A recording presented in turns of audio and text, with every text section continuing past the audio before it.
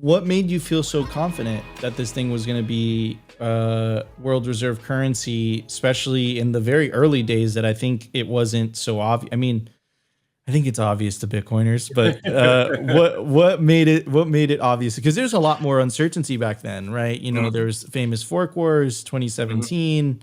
mhm, You know, the China ban, mhm. which ended up being a blessing. So, Mhm. what made you so certain from the very beginning, the very early days of Bitcoin? Well, I wasn't certain at the beginning. I just thought it had a chance. I think the reason why I even had that little bit of hope was because I had studied some Austrian economics and so on after the 2008 great financial crisis. And when I finally saw it in 2011, sort of having the coding and math background and the economics sort of education that I had from 2008 just sort of fell into place. And I was like, okay, I'm not sure if this will get there, but it has a chance. And if it has a chance, then it's plus EV to go get some. And that was sort of the calculation in my mind. It wasn't, you know, I'm completely certain that this is going to be the thing that takes over the world or whatever. That conviction I developed later on, but at least at that point in time, just having that little bit of uh, like expectation or probability or calculation in my mind of what could happen was enough for me to sort of dive into it. Yeah. And I kind of want to talk about that because 2011 is very early days, right? Mhm. And I think a lot of people don't fully understand the so many things have been built out since then to Mhm. make Bitcoin more accessible to the masses. I'm class of 2016. I'm an Electrum junkie, baby. I'm never gonna leave. You know, they still have Sparrow and all these like new fence. And I'm like, no, you know what? I figured out Electrum. I'm sticking with Electrum. It is my cup of tea. But back then there wasn't even Electrum. There was just Bitcoin Core. So what were those early days like?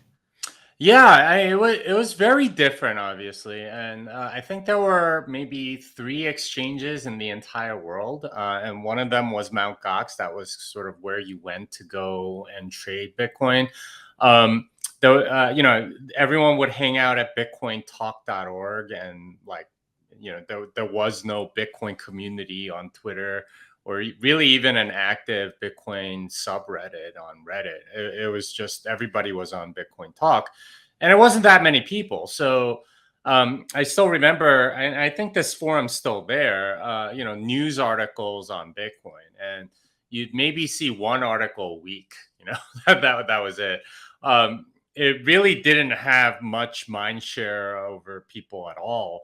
And the little bit of news that you got from the people that were on the forums themselves. You still had stuff like Cassatius coin and people trying out lots of different things. And there were a lot of other sort of exchanges that had gone bankrupt and like rug pulls of all kinds and things like that. So it was very much sort of the Wild West back then. And there weren't any education sources or many wallets. You had, I think, a couple of web wallets, all of which rug pulled. You had Bitcoin Core Wallet, but you also had Armory. I think was started around 2011 as well. Um, I ended up working there, which is why I know about it. But there just wasn't very much stuff. So what one of the things I talk about sometimes is people have this sort of time travel fantasy, especially about Laszlo and the 10,000 bitcoins for like two pizzas that he traded in the middle of 2010. Like people like they're it's totally a time travel fantasy, right? Because for them it's, oh, I wish I got in then, and I'd have 10,000 bitcoin and I'd have like $1 billion or something like that. Well, no, you wouldn't, because there were lots of people that had 10,000 bitcoin back then. but they didn't hold the Bitcoin, largely because they didn't understand the economics, or they didn't understand the tech. It was sort of like this plaything for them. And when it got to $5, $6, $8, and they bought it at 25 cents, it was like, oh yeah, I'm selling. I want to book the profit or something like that. That's how they were thinking. And $80,000 is like, oh, that's enough for a car. I can go do that, and just sort of like bank their gains or whatever. It was a very difficult sort of journey at the beginning to know that this would be something someday without like having studied a lot of this stuff. And there weren't that many books. Safety published the Bitcoin Standard, I think, in 2016. That was sort of like the first economics work where like you could really kind of get why this was significant, or like a viable path for it to sort of become that reserve currency. Very few people understood the tech. I still remember coding a lot of this stuff in 2013.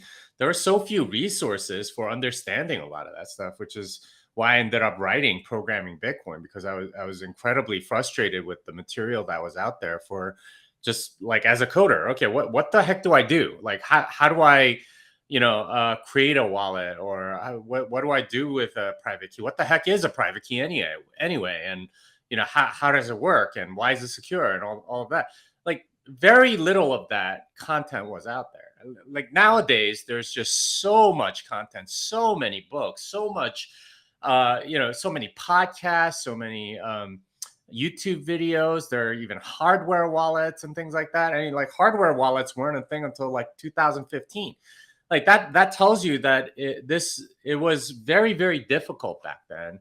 And like that conviction early on, like, very few people had it. And it's honestly only by the grace of God that I have what I have, because I could have been rugged many times. I could have lost it many times. And it was, I got my coins out of Mount Gox in the middle of 2013, for example, thanks to a tip from a friend. It's stuff like that let me sort of hold on to the stack that I have. And it was just really difficult. And that's a story that you hear over and over again, right? Which is you have a lot of people that accumulated an ungodly enormous stack in the very early days, right? But again, no one really thought of Bitcoin the way that they see Bitcoin now. Mm-hmm. Now, for the first time, I don't know, I'm sure you've seen this, because we all kind of live on Bitcoin Twitter in a way, where the amount of coins being held on exchanges just continues to go down. It seems like people are just like, yeah, I'm not going to sell this anymore. This is precious. There's 21 million.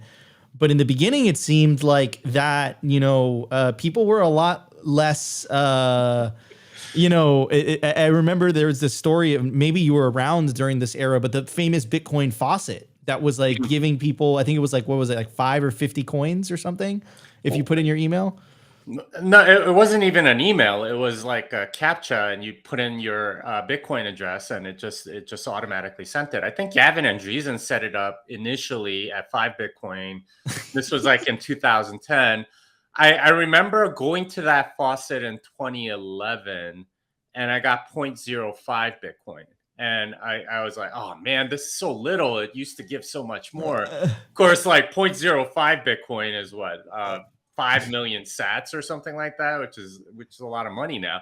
I ended up putting that into a web wallet. Man, I am having some. Am I back? It said that there was some connection issues, but okay.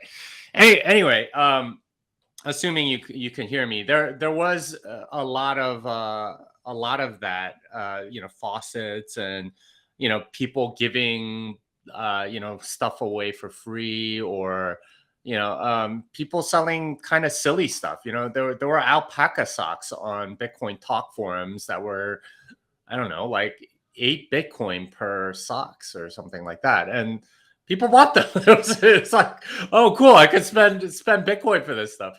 it was kind of crazy, but that's kind of the era that we're coming from, where Bitcoin was worth like $1, so paying $8 for alpaca socks seemed like pretty reasonable. That, like, a lot of us sort of regret spending Bitcoin on that silly stuff, not especially now. But that was kind of what it was back then. People didn't really understand sort of the sound money property. It was more kind of a plaything. It was mostly technical people like me that were trying stuff out. Oh, look at this cool new thing I made, or whatever. And not so much the economics, which turns out to be the much more important thing.